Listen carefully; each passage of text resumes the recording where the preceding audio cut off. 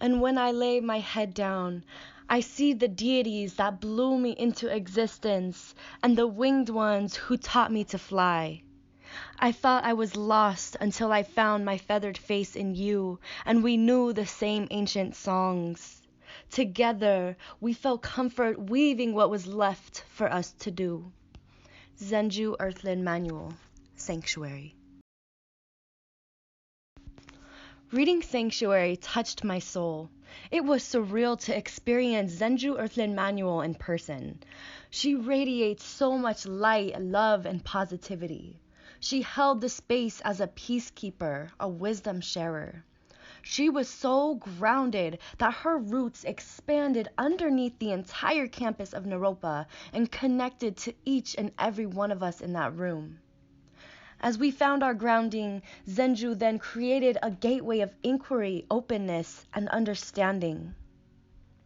This concept of gateways really stuck with me. We can view anything as a gateway. A trauma or a life challenge can be a gateway. Even though it may be incredibly hard, often painful to enter into that portal, once we come out of it, we are transformed. Like a caterpillar entering into its cocoon and having the courage to break free into its new butterfly form. Emotions are gateways into understanding our hearts more fully. When we enter these gateways, we must do so with compassion and strength. Sometimes gateways are positive, like gateways of spirituality or of passion. And sometimes gateways hold much grief. A gateway I choose to enter into is one that breaks my heart and calls me to action. The missing and murdered Indigenous women and Two-Spirit epidemic is parallel with the rape and abuse occurring to Mother Earth. The war waged on Indigenous peoples is war waged on the biosphere itself. Holding this pain, loss, and abuse in my heart sparks a fire of rage that burns throughout my whole being. This fire is the fuel that has activated me to embodying a peaceful warrior. This fire fuels my passion for ecological restoration and healing 7 generations back to heal 7 generations forward. This class has been incredibly inspiring and activating in the realms of combining spirituality and activism. As Fania Davis says, healers and warriors are not opposites. They are complementaries. Moving beyond binaries, we need not embrace one and reject the other. We can hold them both as one. Honoring the healer and the warrior in myself, I channeled this through a Prayerformance, Future Acestors. Future Acestors is a political performance art piece to honor the stolen land while bringing awareness of the missing and murdered Indigenous women and Two-Spirit epidemic. This medium invokes spirit to move through and offer our bodies and our words as divine prayer. I feel the fiery anger channeling through a creative expression of dance and spoken word poetry. Art is truly a form of activism and healing.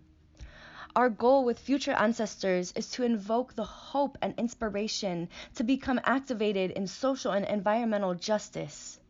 Our vision is that no women of any kind are going missing. We must do the work to heal our ancestral lineages and to bring forth peace with the spirits of our lost sisters. We must heal our connection with divine feminine and bring forth balance and decolonization by any means necessary. Joanna Macy's work that reconnects offers deeply healing gateways into personal and environmental change. Grounding in gratitude, I recognize how interconnected we are to nature. I acknowledge my privilege and use it as a force of change. I give thanks to my ancestors, to Spirit, and to Creator for gifting me with a loving family, an able body, and senses to experience the vast beauty of Gaia. I give thanks for my voice that I can use to uplift my passions in social and environmental justice. gratitude grounds me, and I can embody the spirit of the great sycamore tree, standing tall and enduring anything the universe throws, bending but never breaking. Honoring our collective pain is critical. Grief ceremonies can allow us to transmute the intense energies and honor the pain in a healing way. Rather than hiding and burying these emotions, they can be experienced and released. Being in the present moment can help us honor and work through the pain. Now more than ever, we must acknowledge grief during a global state of dis-ease. As Malcolm X says, when I becomes we, even illness becomes wellness. We must heal as a collective. Seeing with new eyes reveals a whole new way of being. It shifts entire paradigms and unveils new realities. Zenju Earthland Manual offers inquiry into this concept. She asks, what is my true nature, and what does it mean to be at home with it? When I don't feel at home, where can I find my sanctuary? These questions become critical when our lives are under threat. Zenju Earthland Manual. I'm curious, what if we began to ask these questions prior to being under threat? It would make the storm much easier to bear when it comes.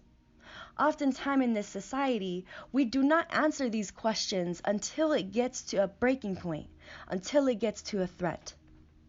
However, by seeing with new eyes, we can work on building resiliency and sustainability.